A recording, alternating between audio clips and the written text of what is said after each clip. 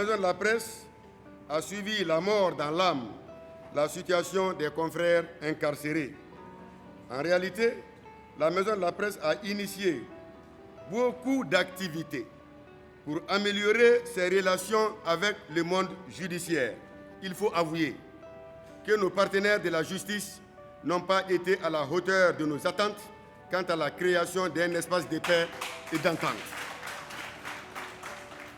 Les représentants de Dieu sur terre sont restés sourds à nos multiples appels à la sagesse et à la clémence. Jamais dans l'histoire du Mali, la sagesse, la tolérance et le pardon n'ont été une denrée aussi rare.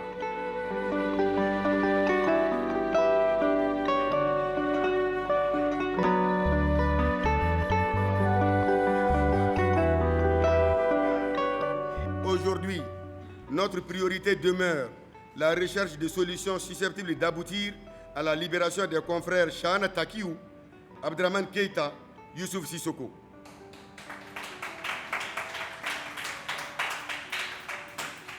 Notre démarche s'inscrit dans un esprit de responsabilité, de dialogue et de préservation de la crédibilité de la presse malienne.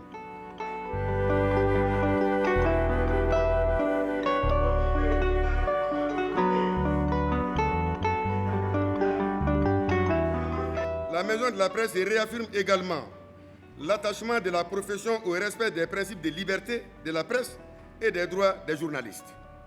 Nous devons obtenir la libération de nos confrères avec responsabilité, dignité et cohésion. La défense de la liberté de la presse doit aller de pair avec la préservation de la crédibilité de notre profession. La maison de la presse reste engagée dans une dynamique de dialogue et d'apaisement.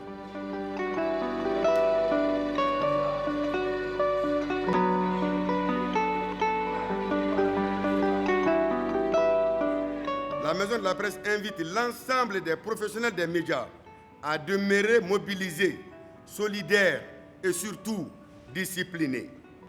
La maison de la presse appelle les acteurs de la presse à éviter toute initiative dispersée ou non concertée.